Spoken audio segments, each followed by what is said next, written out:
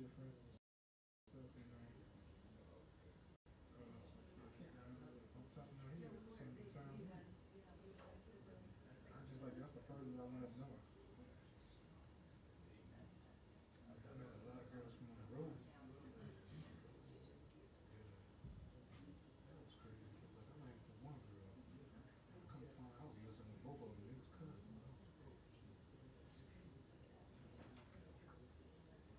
And then I found out my music teacher was both of them.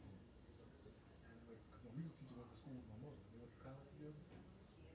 And I used to always go see her and stuff like that. Check out just to see how she was doing after she retired. And I was talking to her. She was like, yeah, that's my niece. That's my niece. And I told her about that's my other niece. I was like, oh, man.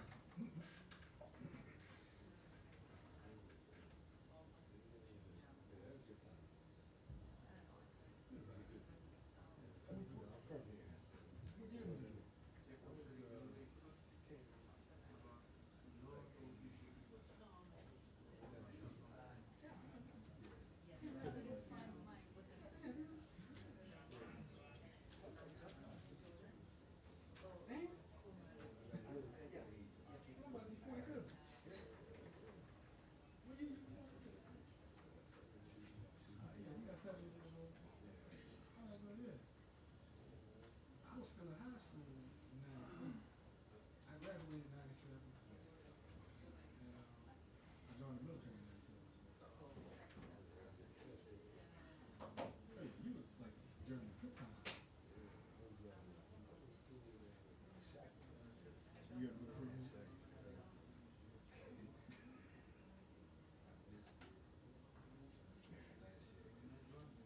I never went.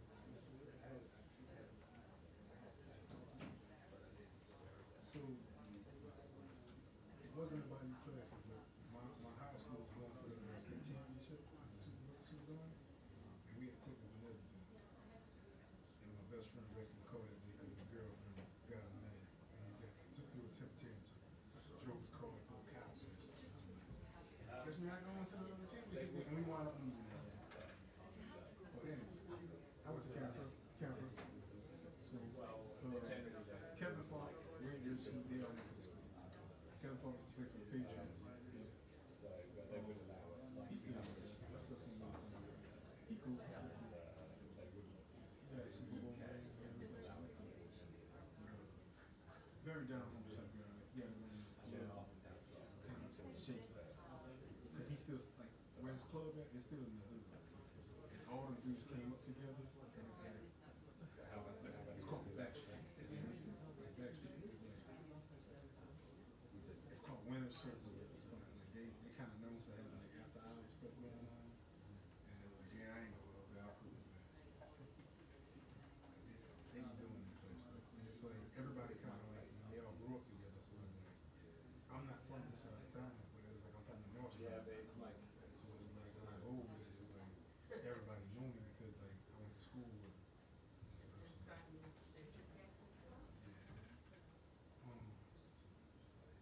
So I didn't go to Freaking. I had chances to go that way.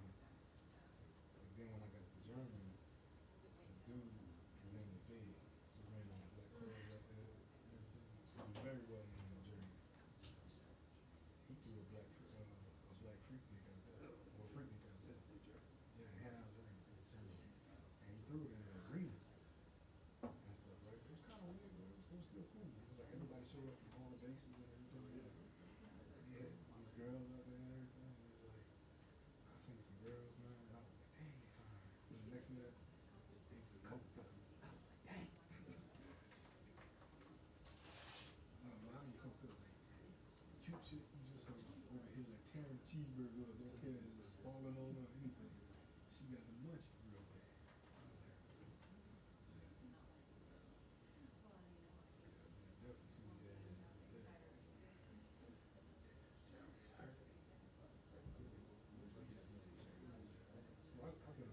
I've been all over Europe. I love Europe.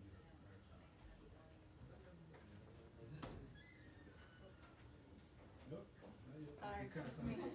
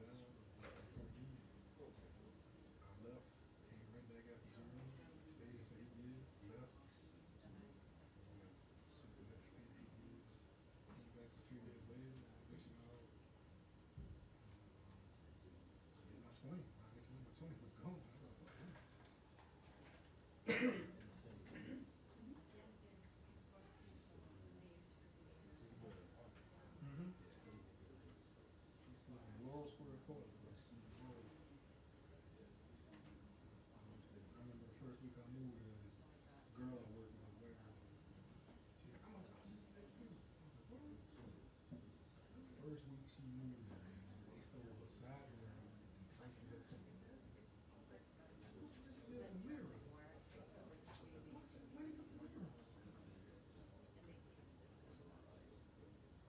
And I caught dudes breaking in their car one time, right? And they didn't know I was right there while they was going through my car until I cocked the gun. And they said, oh shit, break out.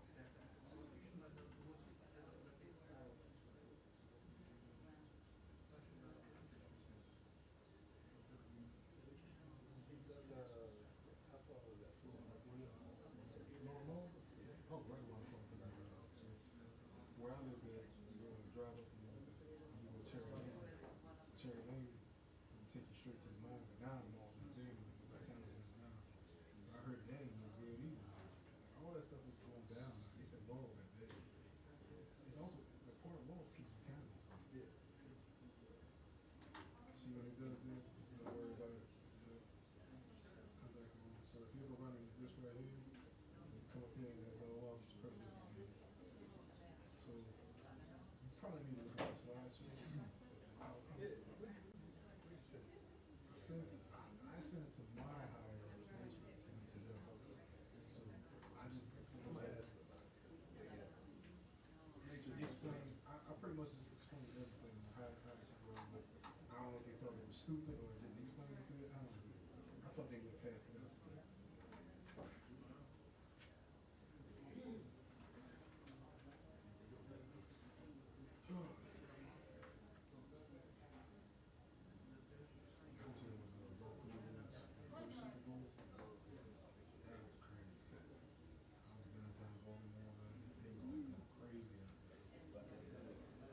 Two-door city, 8 people inside. I mean, people was hanging out in my sunroof, all kinds of stuff.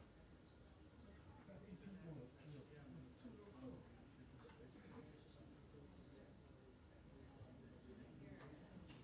you ever have a test drive?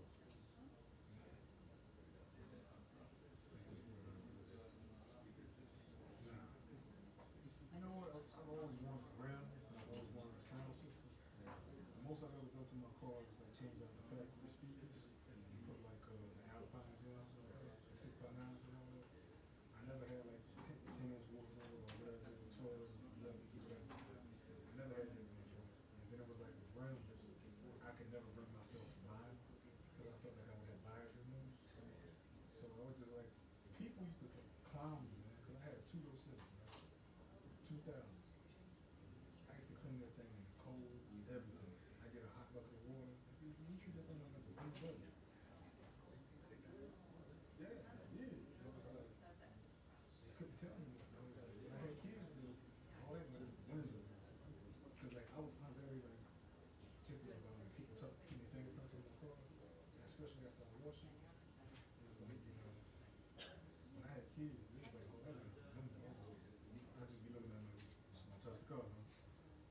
Just gonna touch the car, right? That's right. All right, cool.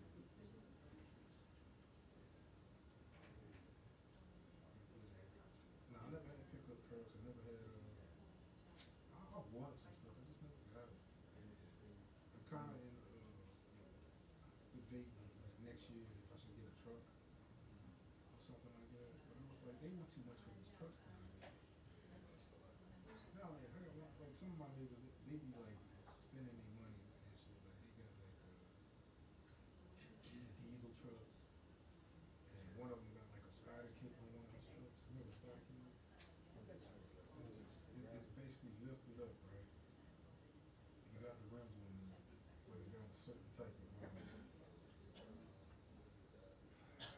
Suspension? it's a suspension, all kinds of stuff you put on there, but it comes like with a kit and everything for your truck also as well, to where it looks a different way. Like if you look it up, the best person to look at is Kreitz, Frederick Maryland, Krietz. They sell trucks like that. Krietz. Yeah. Oh, custom.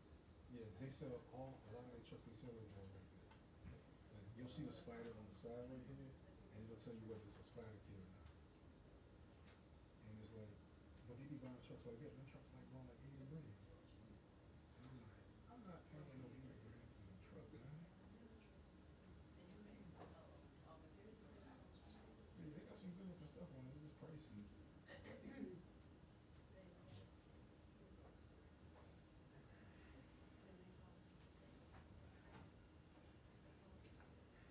Listen to that. So she usually goes for 20 minutes. So I look like she usually goes for 20 minutes. Some days she might go a little longer.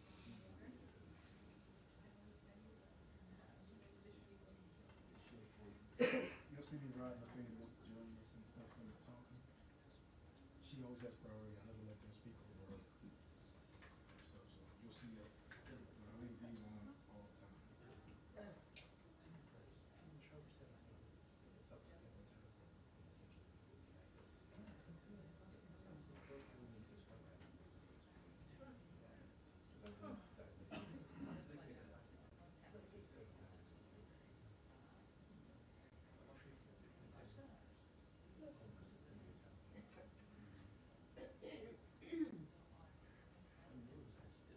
A lot of these cars, they're coming, put all the sound systems stuff in there.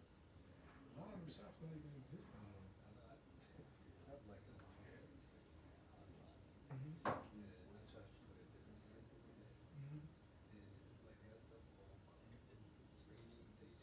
you there? Yeah.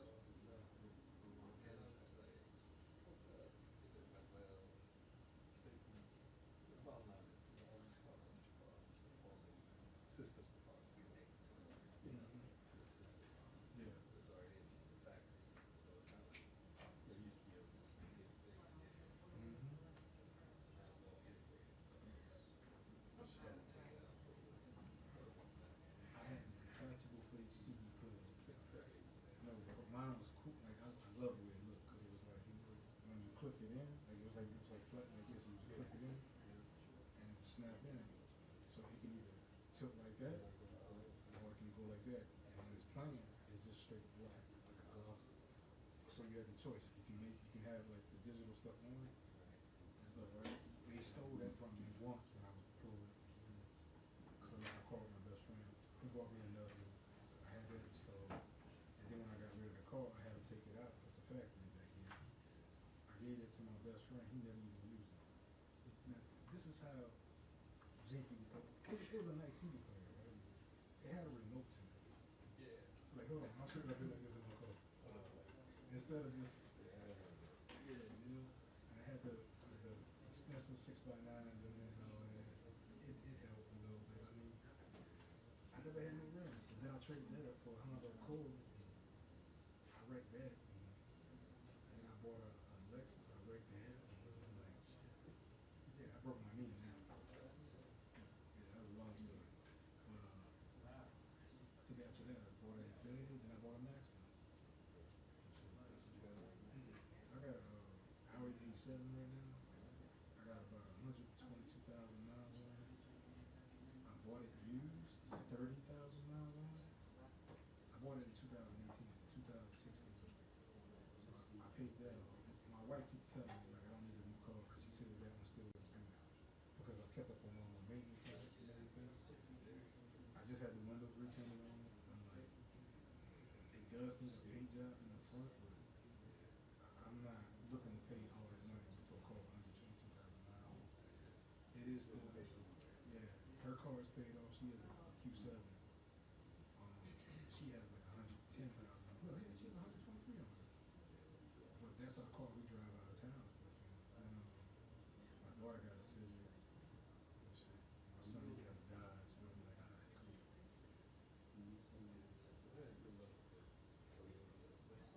Mm-hmm. Well, the plan was when I bought my house, that was supposed to be my retirement car, and I was just gonna drive it on the weekend. And I still had my Maxima, because that was paid off. And then I had an Infiniti, that was paid off. And he just started giving me problems. And I was like, all right, cool. Next you know, I'm driving my Audi every day. So I was like, whatever.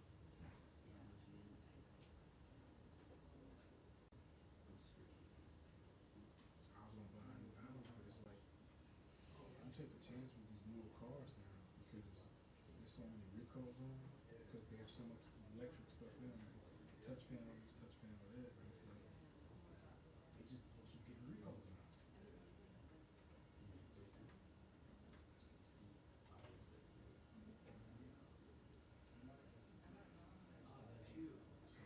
yeah, that's the thing. So if I look at cars, right, used cars, I found this out. You probably knew about it. I copy the VIN, and then I go to this website called VIN Spec, and you just paste it, and it'll tell you how many recalls you got on the accidents. A lot of times they lie about it. They'll show you the Carfax. The Carfax don't say nothing about it.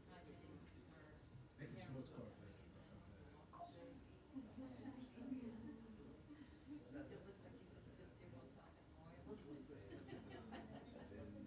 You copy the VIN, and then you go to the website VIN Spec. Yeah, if you look it up, you'll probably know what you're using and stuff. You'd be like, wow. Because like a lot of cars, like I had my eye on a 2022 S6, and it was black, and I liked it. And I was like, it was in Texas. I was like, all right, cool. We're gonna have to transfer it here. They wanted 59 for it. I was like, I ain't never paid 60,000 for this. So I was like, I just kept watching. That car dropped down to $45,000. Hold on, it's highly certified. So many miles it had? 30. Had the paint protection on it. Had the paint protection on it already. Everything. It was an immaculate looking car. The first time I looked it up, I had 3 recalls. So then I kept looking at it. The recalls disappeared. And I was like, nah, something like that. So I started YouTubing like, what's going on with the S6 and all that. And it was like a lot of stuff. So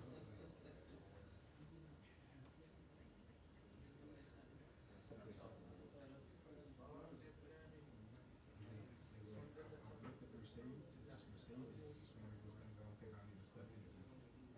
It's like a lot of these cars you buy, especially Mercedes, it costs $700 just for a subscription. And I'm like, what?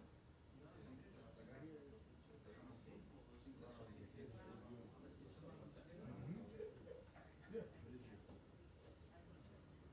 I paid a lot on my house, but I kept up with it. I kept up with it, and Audi wanted to charge me $1,300 for a Spark Plus.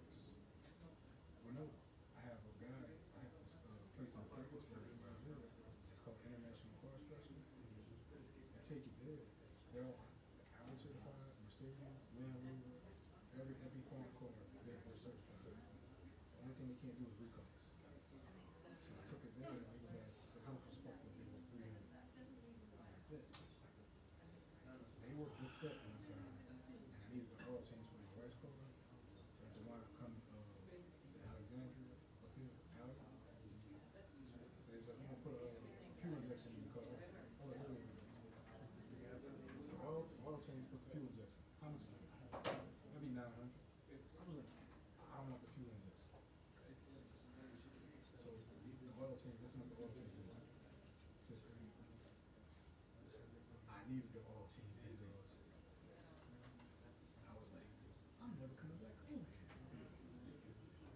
And even the international car stuff, it was good, but they were like almost $100, maybe $20 for the oil change. They got a new spot. They specialize in highways and Volkswagen, which are the same cars. They can advertise $49, $79. Hold on, I take my cars where now?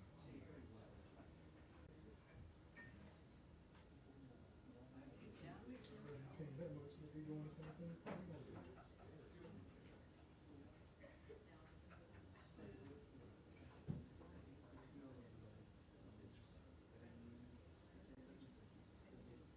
It's gonna be a late one today. It might not be. Yeah.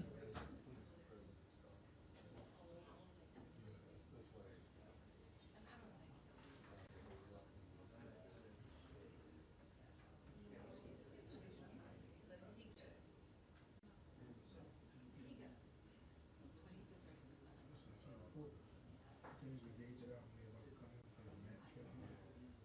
He's right there. It's still slow.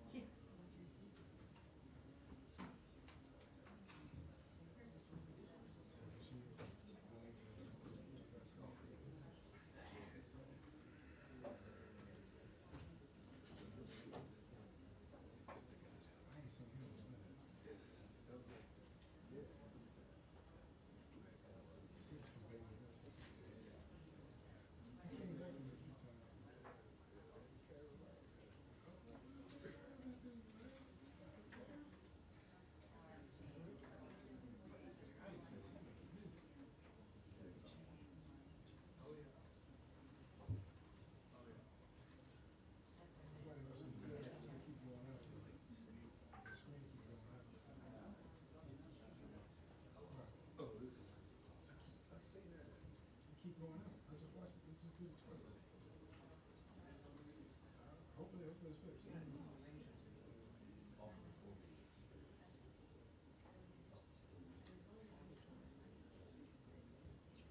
That's way different now. I'm over down in Maryland back in the day. You want to go somewhere? Just get on the road. And every now and then, you run into a little traffic. Nowadays, I'm like, wait, you want to go where? I do that all week. I ain't going nowhere. My wife's like, yeah, you said I'm going to DC. I was like, we rent a room. I ain't coming back. I did that for her birthday. Yeah, her birthday was. We came through and went to the Sky Lounge or stuff. Yeah, they tripped me with that. And it was still a good experience, but when they took pictures of the club and I went to the website, they took that shit from Violator. I got up now, I was like, you gotta walk up these steep stairs to go up there. And then when you get there, it's like, it's in DC. Now, it's a bar, that look nice. Around that area, you got a bar right outside. I don't know where I was at. It was like, and they get DJs. They still playing stuff from like when we was like kids. Like playing Usher and stuff. And like, Lil Jon, like you can't go wrong if you play some old school.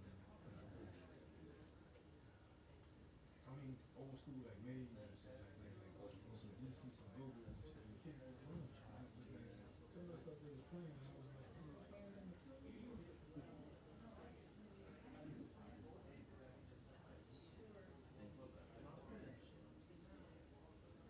Oh, they savage in there, right? And I put my wife on this side, and they got these females behind me, and these exclusive like that.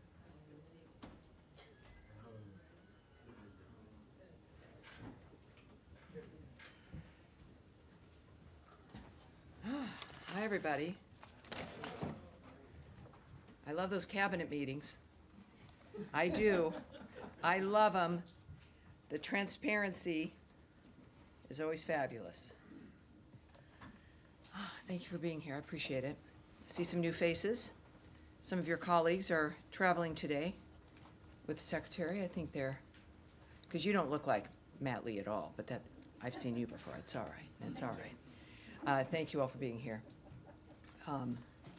Do have, of course, a couple of announcements here as we begin.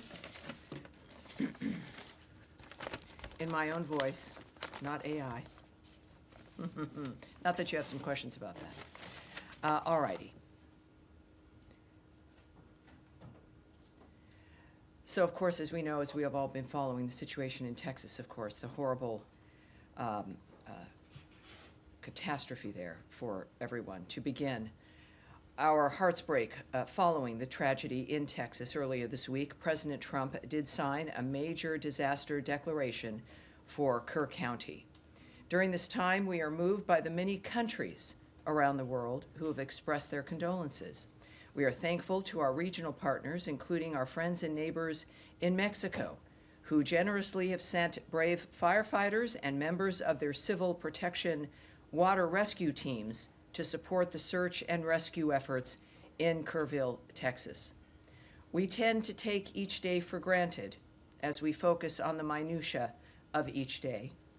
The pain and suffering of the families who have lost their loved ones, including the children who have died or who remain missing, is beyond comprehension and shocks the soul. Everyone here at the State Department is keeping all those affected in our prayers and in our hearts. And now, today, Secretary of State Marco Rubio joined President Trump for a cabinet meeting at the White House.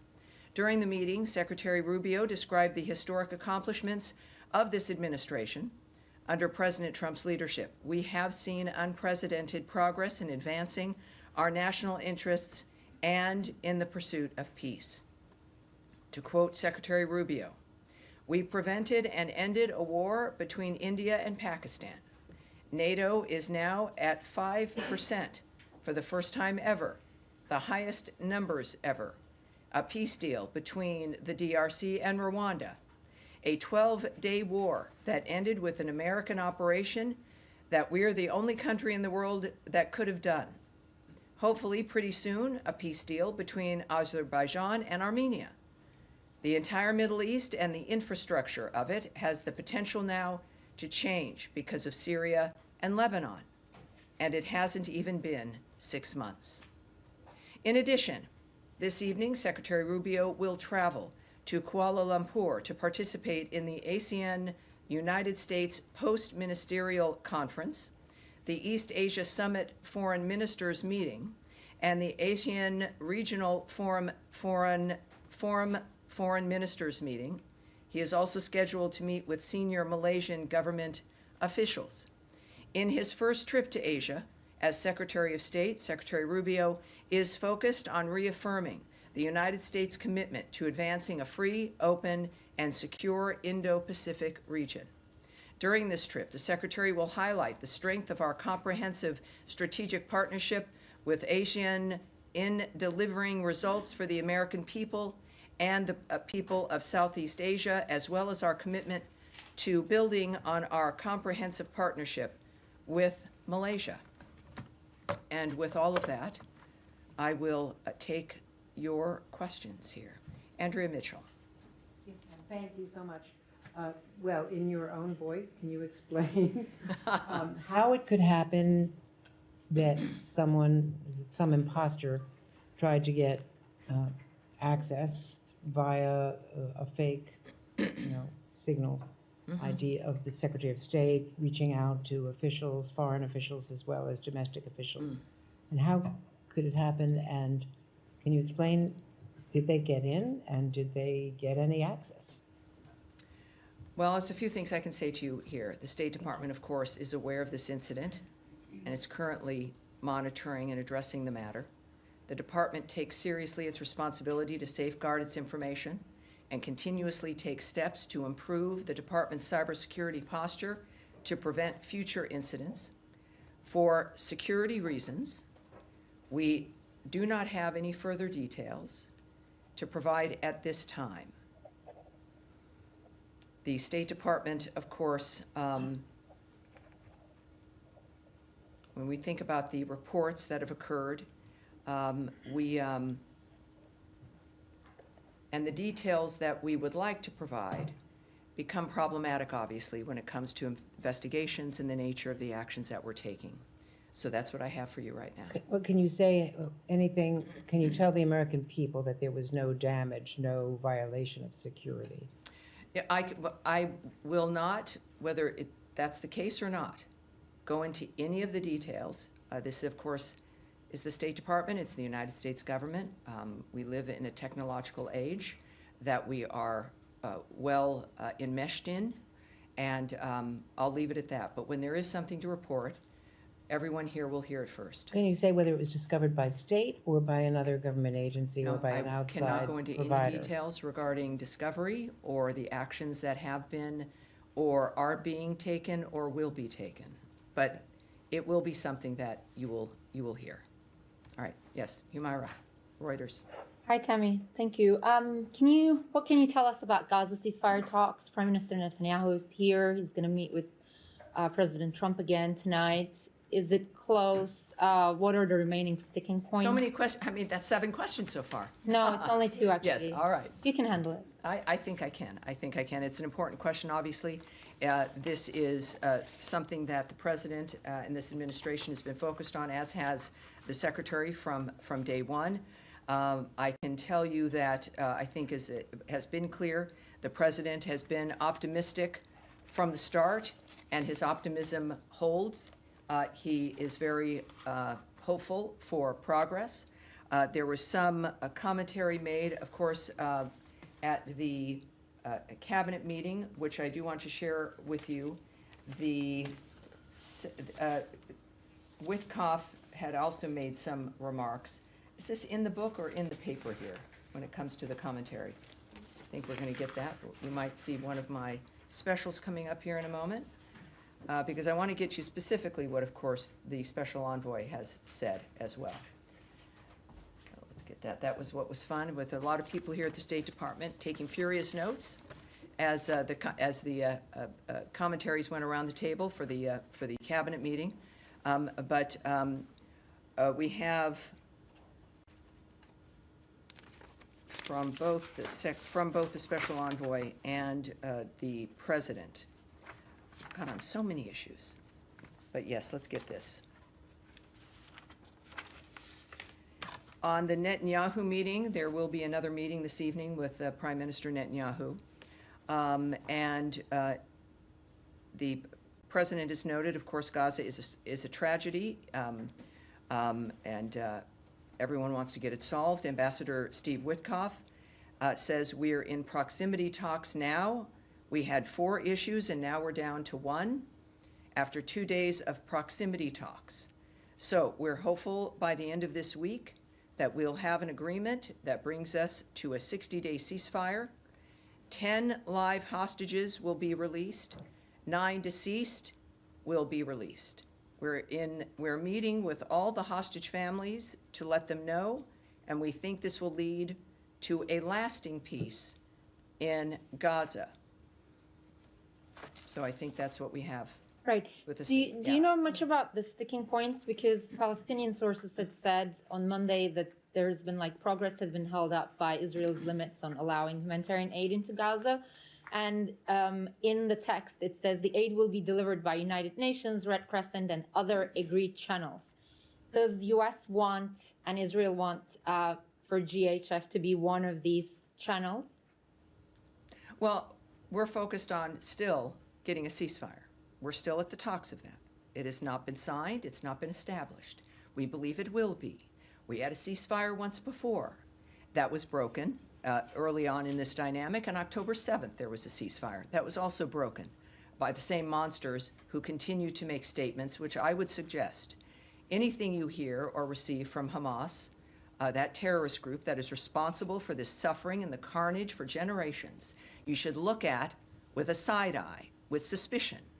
And many of the reports you hear are from that perspective, still certainly detached from what's best for humanity and from the reality of the situation. We're focused on, the president is focused on the ceasefire itself. Nothing is given until it's done. And that is what we're looking at. I think that for those who are thinking about more aid, that's fabulous. Of course, the State Department and certainly Secretary Rubio and the President have made comments throughout this process about the importance of aid, about the importance of assisting the people who are the first victims of Hamas, which are the people of Gaza. And we've stayed true to that principle, and we remain committed to it. So however many are going to participate in the rebuilding and in an end to the suffering, it's great news, but it has to be new ideas that can actually succeed. And we're on our way, of course, to accomplishing that. All right. Yes, Jillian. What was the Secretary's reaction to finding out that he was being impersonated and represented to allies and adversaries through this AI mechanism? We're not at a point here where I will discuss or portray what actions are being taken or his reaction. The Secretary, great news is, of course, he is very transparent, quite transparent, and he's direct with everyone. I think that any description of his reaction, of course, belongs to him, and I would suspect that at some point we'll have that for you. There was this press conference today, the Secretary of Defense and Agriculture were talking about the threat that the Chinese government poses here in the United States with the strategic acquisition of farmland that's near military bases. What is the State Department prepared to do to hedge against those kinds of intrusions? Well, it's an interagency kind of decision and discussions that go on, also negotiations, the nature of a full whole of government dynamic. When you're dealing with agriculture, you're dealing with Homeland Security, certainly, and the equities that the State Department might hold. I won't discuss what our actions would be or what the specifics would be. I'm sorry, I have a lot of not answers for you today at some point, but I would say that as soon as we have some kind of action, we'll let you know, but it's not something I can remark on today. Can you talk at all about if the sort of like writ large, if the department sees this as an ongoing threat as well from Well, the Chinese? that would require me to speculate or talk about an opinion framework, which I can't do, certainly at this point. But we'll have something for you soon. Yes, ma'am. Hi, GHF had said that it was undergoing an independent audit as a condition of getting U.S. government funding.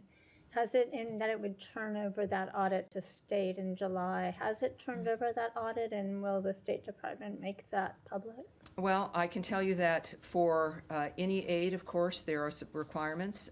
In this case, there's ongoing benchmarks, et cetera. So this is something that we follow and will expect certain details, to say the least.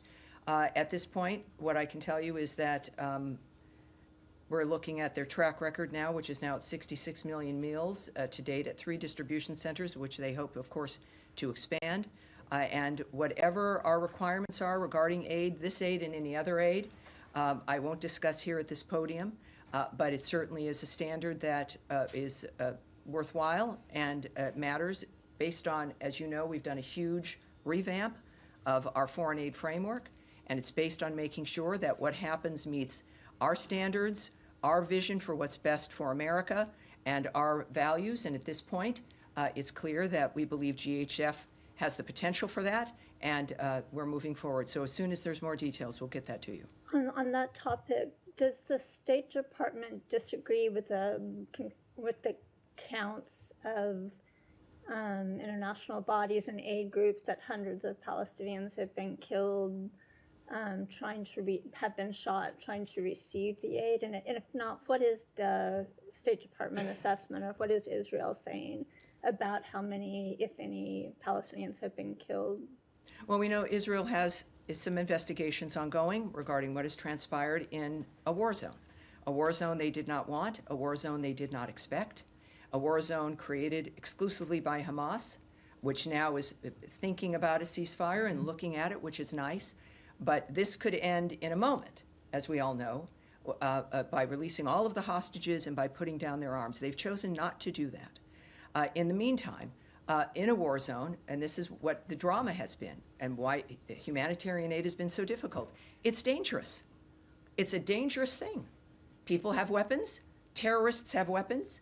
They shoot people. They're holding hostages. They're maniacs.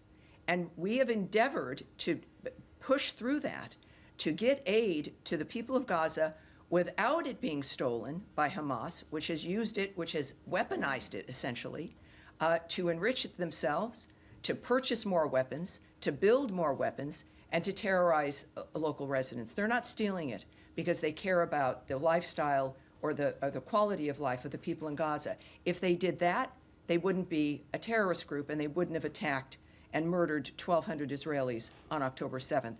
So it's about getting the aid where it belongs to the people who need it without putting it into the coffers effectively of the terrorist group causing all this death and destruction. Yes, Tom. On the future of Gaza, I mean, we know you've been very clear, says the President and the Secretary, that Hamas can't be a part of that. Correct. So what is the administration's vision for the future governance of Gaza? Well, the President has made clear, Secretary has discussed as well, the fact that Hamas cannot be a part of Gaza, of any power framework. It cannot exist, is the word that the Secretary used. This, however, as the President has also stated, the future of Gaza, it should be in the hands of the Gazan people and in that region. So this is not just our vision or a dictation of what will happen. This is about the countries, our partners in the region, who've been actively working to implement the new ideas that the President has asked for. So I won't speculate on what that will look like, but if this moves as we hope it would, which is always quickly under President Trump's direction, is that we'll see that sooner than later. And one thing I can tell you is that it will not involve Hamas. But just to follow up on that, I mean, that suggests that the US doesn't have a sort of clear vision for what the best future governance is, rather Well, no, than- it suggests that there's some things that I won't exactly tell you today. But so there is a vision, but you're not setting out what Well, it is. or- clearly, we have multiple nations dealing with an issue that has gone on for generations, where people have said that they want it to end, they want it to be solved. The results have been not good, ending up in Hamas in this kind of dystopian dynamic. And then President Trump comes back and says, I want new ideas. This can't continue. Working with all those nations in the region, hand in hand, to come up with a new idea.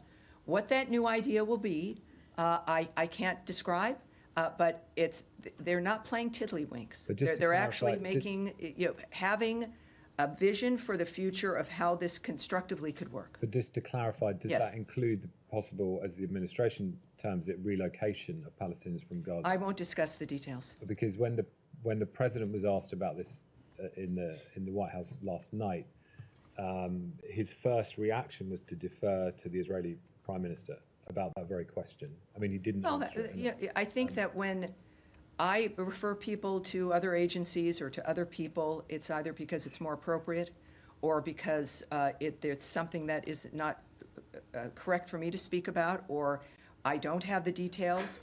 When speaking about another nation's approach with something, it's appropriate to refer to that friend who's sitting there with you. President Trump has not just the desire to ask for new ideas, he asks for them because he gets them. He knows new ideas are possible. His life is a new idea. The nature of what he's accomplished politically is a new idea. He knows that if you put your mind to it and you need to accomplish something very specifically, you must determine what that will be, as opposed to being carried along by a system or a machine or the wind.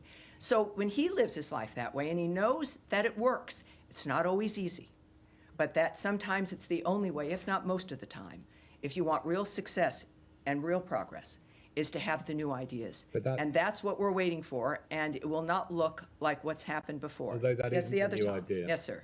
Thank you, Tammy. Just going back to Gaza, can you tell us what that one remaining issue is that Special Envoy Witkoff described or referenced earlier?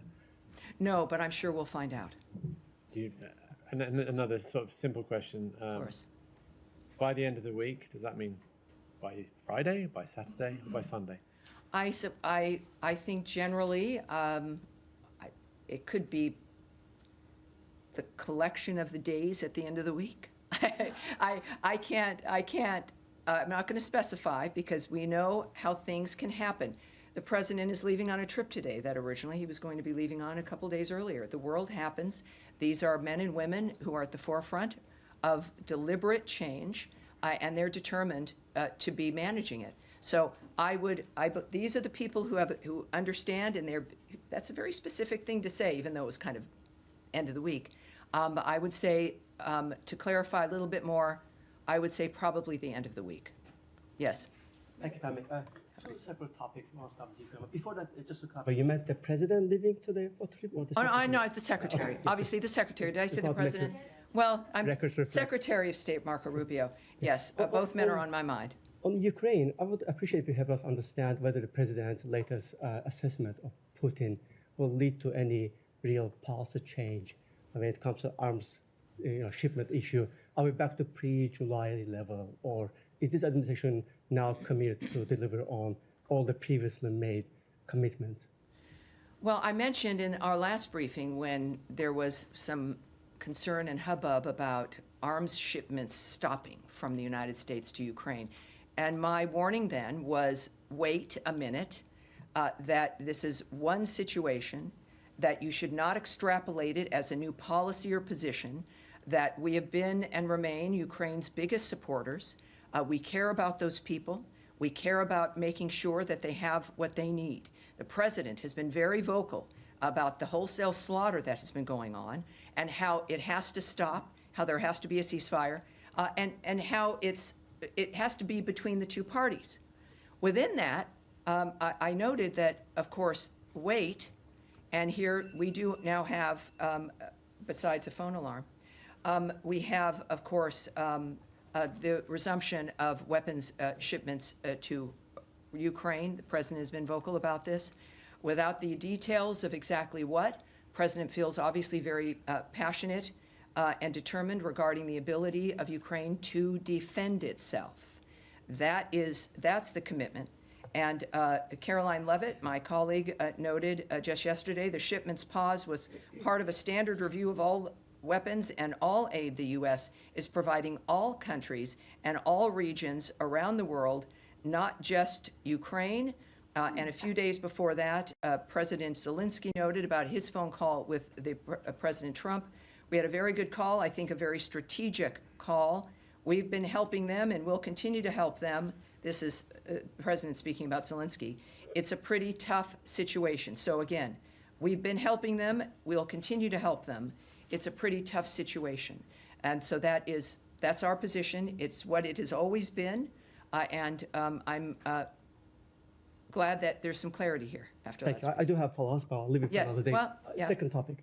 Going back to your opening statement on the Secretary's speech during the cabinet meeting, he talked about Azerbaijan and Armenia. I'm just curious whether there's any active U.S. involved, U.S. lead mediated process right now going on. What makes the Secretary believe that there's a happy ending there? Well, that's a good question, and we'll have some of that for you, but it was important enough, of course, for him to mention. And we're excited about the multitude of arrangements and ceasefires and changes that we've been able to be involved in. The Secretary noted that for a reason, and when we have some more details for you, I'll get it to you. Thank you. All right. Yes, sir, in the back there. Can I ask a question on Iran? The President mentioned yesterday that the Iranians have requested a meeting. Your Iranian counterpart today countered that and said there has been no request on the Iranian side. Where does this, is there a misunderstanding here? And are you still communicating via the Omanis, or are there other countries involved here? Well, I would say that I don't have a counterpart in Iran. I'll say that right now. But I would remind you that our commitment to all of these issues remains. The President has been very public in saying that he wants Iran to return to the normal collection of nations. Our commitment has been steadfast through all of these conflicts, and now is a time for Iran to take advantage of that. But we've, of course, seen them do certain things that have not been helpful, like withdrawing from the IAEA, et cetera. But President Trump is determined to have success there for the Iranian people and for the world and for the region. So I don't have details for you now about what may or could happen, but I do know that the President remains committed to a world at peace and to doing everything he can to make that possible. Yes, and yes, sir. Thank you so much. Has any meetings with Iran been scheduled yet, or are you still discussing to set up a meeting with Iranian in somewhere in Middle East or in Europe? You're asking about the Kurds? No, I'm asking about this. This will be my second question, actually. My question is follow-up for my colleagues from BBC. Has any meeting scheduled with Iranian yet, or you are still working on that? I can't speak to that at this point. Okay. And the second question on the yes. Kurds. Yeah. Could you share the State Department's comments regarding the recent meetings between the Kurdish-led delegation with the Syrian interim government in Damascus, and how does the department view Damascus' apparent lack of response to the Kurdish delegation's request to continue their dialogue? That's good. That's a good question, but we have to take it back. I know there can be something. There's a lot of course, action and change, courtesy of Ambassador Barak, our ambassador to Turkey, who's leading the reformation, if you will, and the assistance to Syria. The Kurdish position there, of course, is of interest to many, and so we'll get that back to you. And lastly, about how do you see the recent dispute between KRG and Baghdad over the budget and oil issue? Is this about the salary payment still? Exactly, yes. Yes, well, as we know, that's been a long time issue. I appreciate you staying on it, many others staying on it as well. I can reiterate for those who are unaware of the situation, which, again, the Middle East changed a couple of weekends ago, right? It changed dramatically. But I can tell you that we continue to urge Baghdad, in this case, and Erbil, to resolve their issues through constructive dialogue. That has not changed. We still want that. Resolving this salaries issue sends a signal that Iraq is creating an environment in which U.S. companies would want to invest. That, I think, is even more heightened now than ever before with the potential. Successful resolution would also send a positive signal on broader cooperation for the benefit of all Iraqis, such as the reopening of the Iraq-Turkey pipeline and additional energy exploration, including with U.S. companies. I know that President Trump's vision of a peaceful world is one where everything is possible.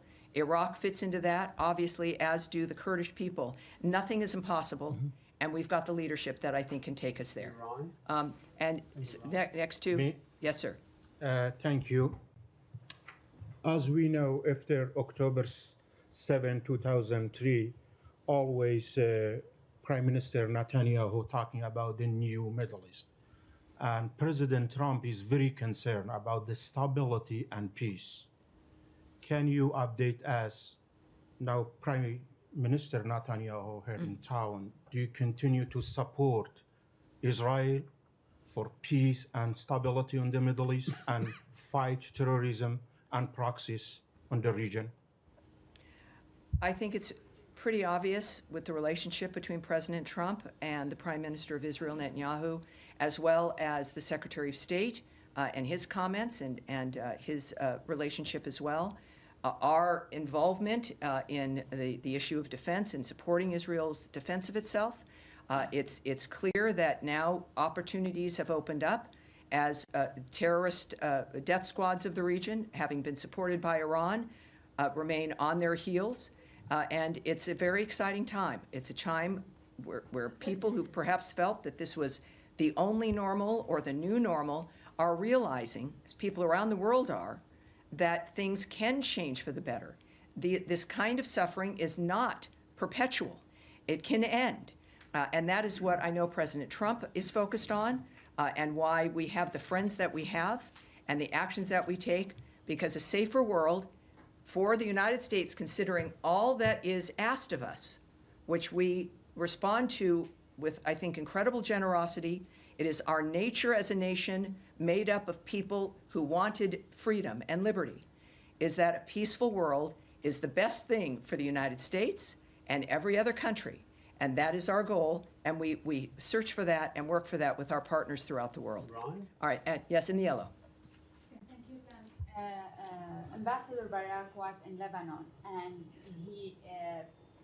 his response, like the Lebanese response on his proposal regarding the ceasefire between Lebanon and Israel. What do we expect after this? And publicly, he was positive regarding the response. Yes. Can you walk us through what happened? What? Well, Special Envoy Tom Barak, also again the ambassador to Turkey, is a remarkable individual. He's got an assignment that is difficult. Of course, he visited Beirut. He is not a man who pretends. And so you're seeing a public explanation or description of his attitude about what's happening. You can believe in that. He has said that he was unbelievably satisfied, as one example, with the Lebanese government's response to calls to disarm Hezbollah. Now, there's a transparency, I think, that President Trump has set for everyone that moves with him, that has aligned with him. And the American people deserve transparency, that we for too long have not had it.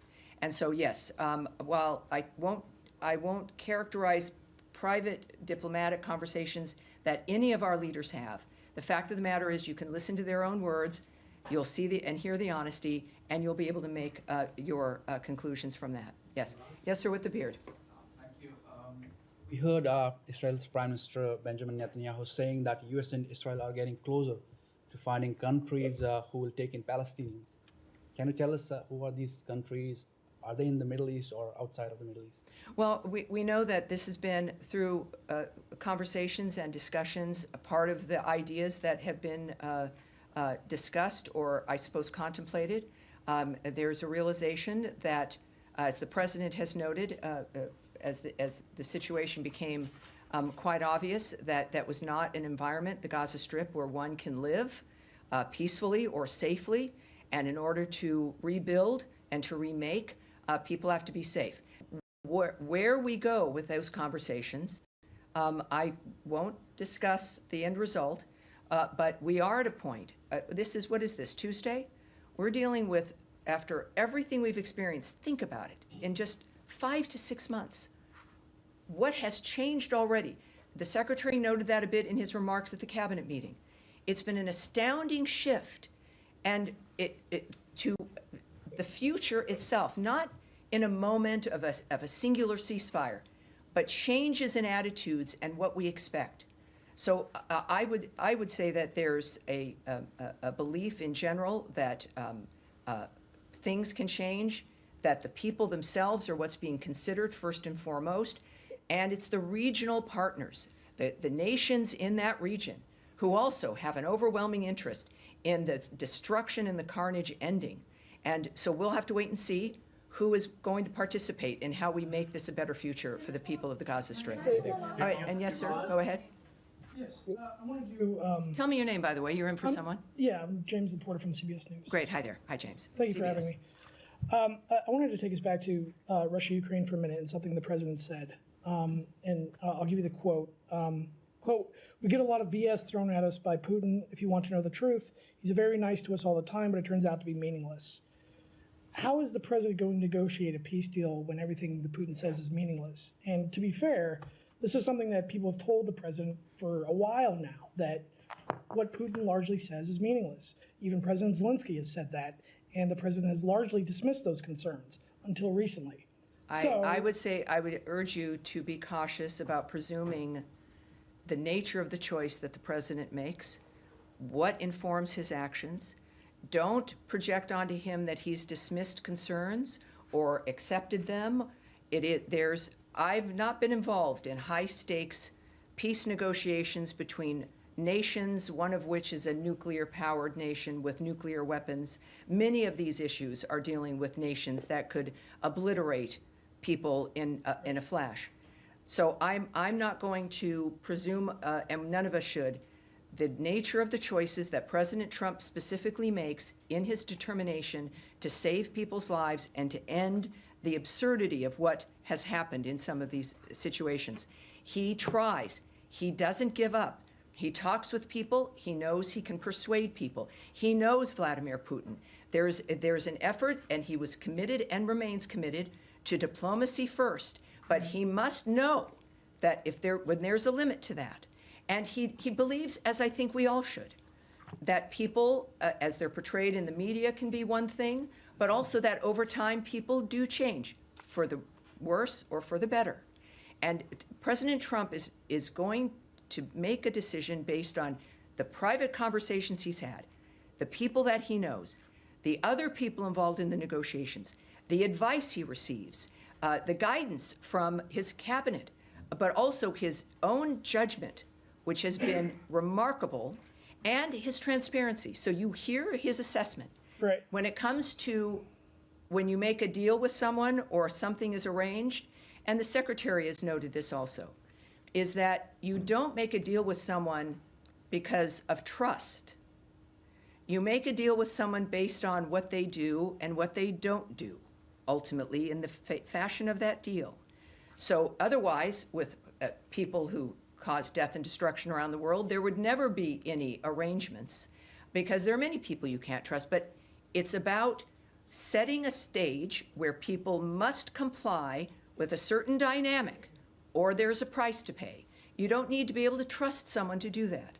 You need to be able to have an environment that someone only, frankly, like Donald Trump and the United States can set to put certain people in a line that is best for the world and their own countries. In February, One more. In February, One more. President Trump One said second, he would sir. keep his Please, word. in the back, stop, and we'll get one more, and then I'll move to you.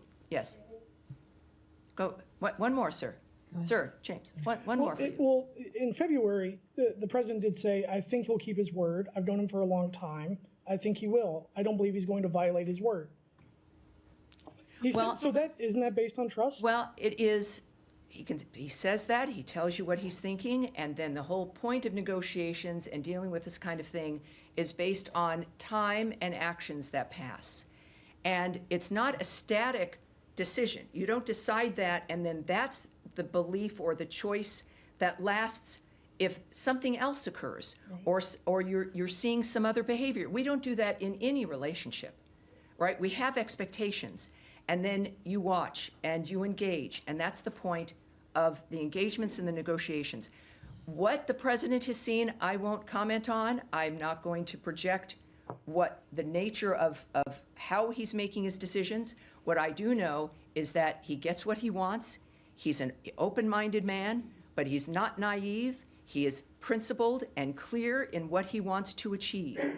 That's what we're seeing. So keep that in mind as we move forward. Now, I will move to the back. Sir in the glasses, and not you in the blue shirt, in the tie, and then back to you after this. Thank you Yes. so much, Tammy. Yes. It's on the Quad meeting, actually. I was trying. Great. Okay, that was fun. I enjoyed the Quad meeting. Yes. And last week I was trying to do this. So I have so many, I'll put everything together for you to be impactful. Oh, well, thank you. At the recent Quad meeting, Indian Foreign Minister Joy Shankar said India has every right to defend itself against terrorism and expect Quad partners to understand that.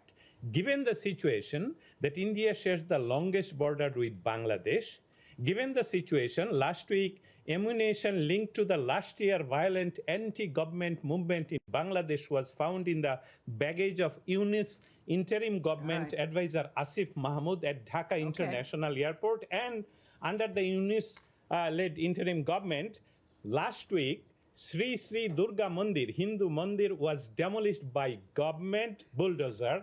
Hindu barber was taken. All right. Now we try to avoid soliloquies or the little history lessons. I understand it's complicated, detailed, dynamic, involving India and Bangladesh. We understand that. There is, and I would send you to state.gov. I'm not being trite here in this suggestion. There are two statements regarding the Quad meeting, one from Secretary Rubio and a joint statement from all the partners that is quite extensive. And that is what we're willing to share about what happened in those meetings. So those are the purpose of the readouts. I will certainly not characterize not only the Secretary's position about the United States.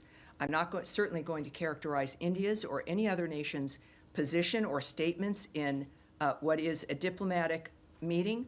But I would suggest you see that joint statement, and I think we'll be in good shape. Now, behind you in the blue shirt. Thank you, Spokesperson Tammy Bruce.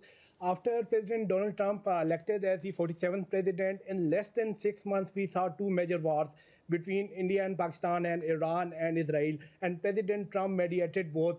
Pakistan first nominated him for Nobel Peace Prize, they did. and now Israel. How you see this? And second, ma'am, you have been asked 2 times before. What is He's counting. Yes, okay, keep going. In Pakistan, when there were elections here in the United States, there was much enthusiasm. A former Prime Minister Imran Khan is currently in jail.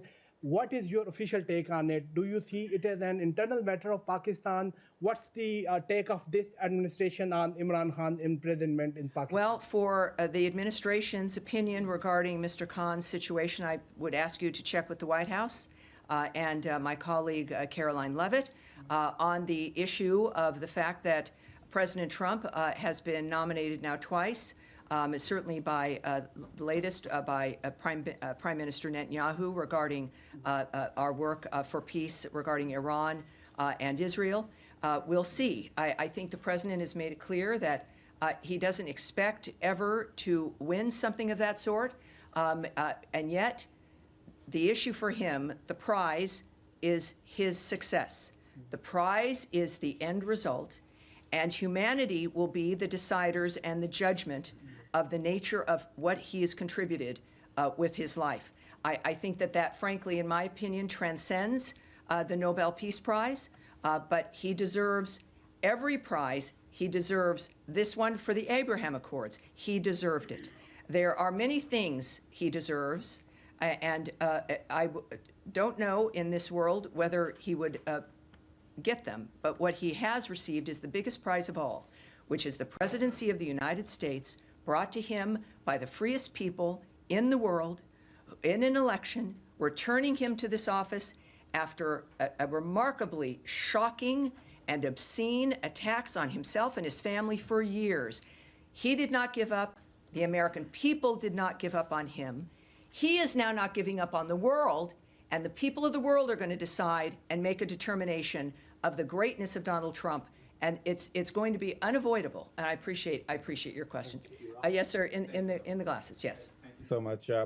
After the ceasefire between India and Pakistan, Pakistani government and army chief appreciated the efforts of President Trump and nominated him for the Nobel Peace Prize. But on the other hand, Indian Prime Minister Modi and his cabinet members continuously saying that President Trump has no role in the ceasefire between India and Pakistan. Even Jay Shankar, when he met Secretary Rubio last week, after that meeting, he told media that President Trump has nothing to do with the ceasefire between India and Pakistan. Sure. So what are your thoughts on these lies and rogue behavior of Modi and his cabinet members? So many comments speak for themselves. That's one of the good news aspects of our modern world, is people can see what's really occurring. You're not reliant on a comment to know what has really happened. The world is playing out in front of us in real time, on big screens and small screens. Everyone will have an opinion. That's an opinion. Some opinions are wrong. Mine rarely are, but other people's opinions can be wrong. But that's what we get to do, is an analyze and judgment. And the fact is that we understand in front of us every day the clarity of what's transpiring in our world. We're the first generation of a couple generations here. So many of you are much younger than I am. Where my generation, perhaps I would say, growing up with a big TV that had the turn dial, and I was the remote control. It was, Tammy, go change the channel. And you change it, you got 4 channels, and the speed, the exponential speed of change of technology, that now I would watch television on my phone that is in my hand, is natural for so many, but it reminds many of us of how quickly things will change, how much information we can get, and the seriousness of making up our own minds when it comes to the things that the world puts upon us. Donald Trump is here to help make that easier and to help use this to make things clear. Secretary Marco Rubio is in the same position. The Vice President of the United States also involved in the negotiations with Pakistan and India. J.D. Vance, same dynamic, fresh views, new ideas, understanding the world as it sits, and making sure that it's better when they leave, and they will be recognized for that. That's it for today, you guys. I will be here all week, and I will see you on Thursday. We will get, with many things up in the air, we will keep an eye on state.gov and releases that I put out, and also the President's Truth Social, the Secretary of State's X account. Andrea, what is your X account? You've got an X account. Do you keep in touch with Andrea Mitchell? What's your X account? She's not going to say it. All right, you can look her up. And what am I at? State, DEPT, Spox, SPOX. Stay in touch. Watch everything. Make up your own mind. And I'll see you. For security reasons, we do not have any further details to provide at this time. The State Department, of course, when we think about the reports that have occurred, and the details that we would like to provide become problematic, obviously, when it comes to investigations and the nature of the actions that we're taking. So that's what I have for you right now. Well, can you say anything, can you tell the American people that there was no damage, no violation of security? Yeah, I will not, whether that's the case or not, go into any of the details. This, of course, is the State Department. It's the United States government. We live in a technological age that we are well enmeshed in, and I'll leave it at that. But when there is something to report, everyone here will hear it first. Can you say whether it was discovered by state or by another government agency or by an outside provider? I cannot go into any details regarding discovery or the actions that have been or are being taken or will be taken. But it will be something that you will hear. All right, yes, Humaira, Reuters. Hi, Tammy. Thank you. What can you tell us about Gaza ceasefire talks? Prime Minister Netanyahu is here. He's going to meet with President Trump again tonight. Is it close? What are the remaining sticking points? So many questions. I mean, that's 7 questions so far. No, it's only 2 actually. Yes, all right. You can handle it. I think I can. I think I can. It's an important question, obviously. This is something that the president and this administration has been focused on, as has the secretary from day one. I can tell you that I think as it has been clear, the president has been optimistic from the start, and his optimism holds. He is very hopeful for progress. There was some commentary made, of course, at the cabinet meeting, which I do want to share with you. The Witkoff had also made some remarks. Is this in the book or in the paper here when it comes to the commentary? I think we're going to get that. You might see one of my